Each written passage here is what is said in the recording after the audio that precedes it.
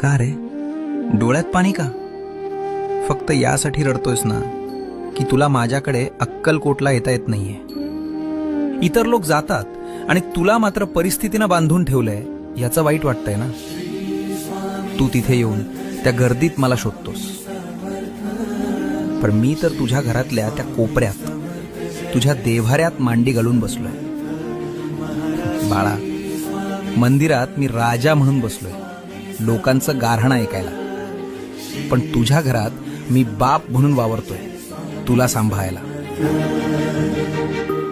मग राजाच्या दरबारात जाणं महत्वाचं की बापाच्या मांडीवर बसणं महत्वाचं? त्यामुळे अक्कलकोटला येता येत नाही याची खंत करू नकोस.